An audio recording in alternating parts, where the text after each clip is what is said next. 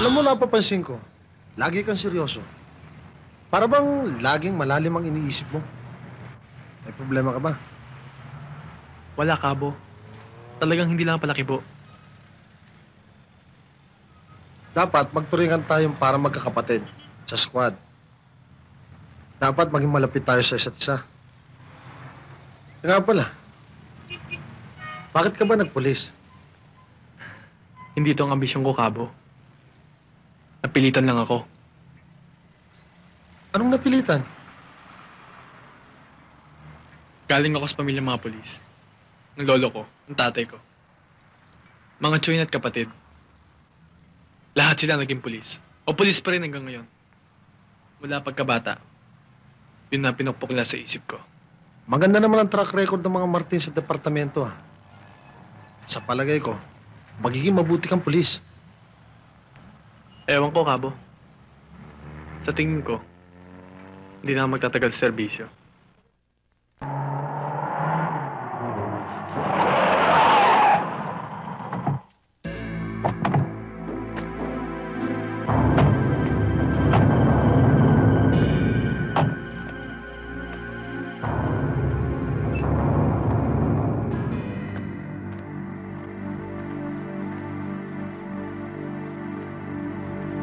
Mga kasama! May mga hapon sa labas! Dali! Sa inyo!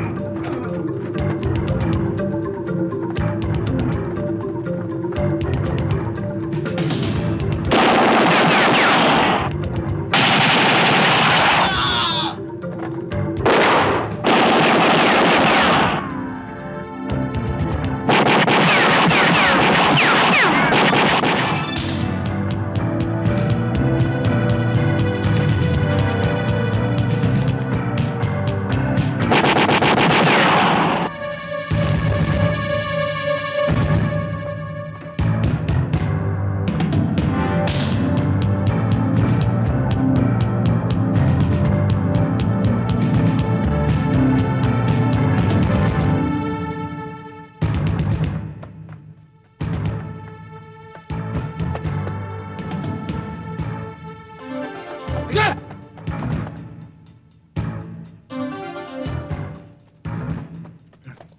Tama mo yan!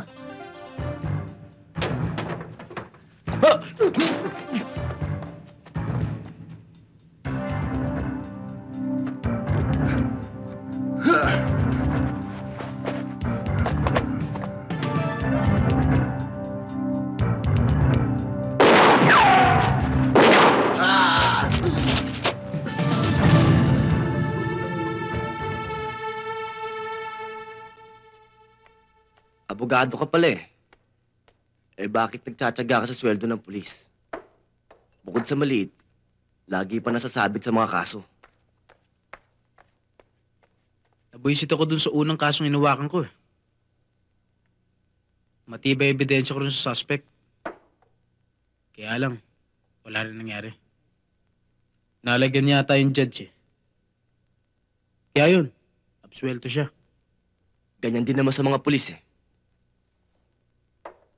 Kapag malakas ang kapit, nakalalaya rin yung mga suspect natin, pati na yung mga preso. Pero pwede natin hindi napabutin sa korte ang mga demonyong yun. Naisip ko magandang kombinasyon. Abogado ko na, pulis ka pa. Ikaw, oo, kung ano-ano tinuturo mo dito sa kaibigan mo. Ang dapat, hukuman pa rin ang huhusga at hahatol. Hindi nyo dapat pangasang baril at tsapa nyo. May katwiran ng tatay mo, tol. Hindi naman pare-pareho ang mga judge. Para mga pulis din. Mas marami pa rin ang matitino. Pero bakit mas marami pang mga naabsuelto? Minsan tuloy iniisip ko na mas mabuti pa mang-salvage o mag-vigilante. Balukto talaga yung katwiran mo, oo. Hindi Itay. ganyan ang matinong pulis. Itay, ganyan na epektibong pulis. Ikaw, pinaiiral mo yung galit mo eh.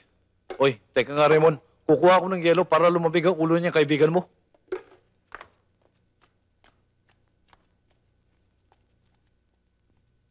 Dati kang aktivista, no? Oo, sumasama ako sa demonstrasyon nun. Eto nga, souvenir isang parang nakasagupa namin sa Mindiola. Eh bakit nagpulis ka? Patay na sana ako ngayon kung hindi ako nailigtas na isang pulis. At isa pa, masasabi ko sa mga kasamahan kong pulis kung ano talaga ang panig ng mga kasamahan kong aktivista noon. Sa palagay mo ba, wala na rito yung pagiging aktivista mo? Ewan ko. Basta ang mahalaga sa akin ngayon, ang maging mabuting pulis. Daddy, ba't hindi mo na lang ako ibili ng dal? Oo, bibili kita. Pero sayang din naman to, di ba? Bakit? Sawa ka na ba kay Jingjing? Hindi naman po. Alam mo kung ba't nasira ito? Kasi lagi siyang nilalaro mo eh. Paano nga po kasi paborito ko po siya. Di ba po, regalo niyo po sa akin siya? Eh, ba't di mo laruin yung dal na padala ng mami mo? Kasi po, ang laki-laki po, ang hirap-hirap pong buhatin. Iniiyan pa po ako. Oh, nakahanda ng merienda. Bakit hindi pa kayo kumain mag-ama? Tatapusin ko lang ho ito, Nay.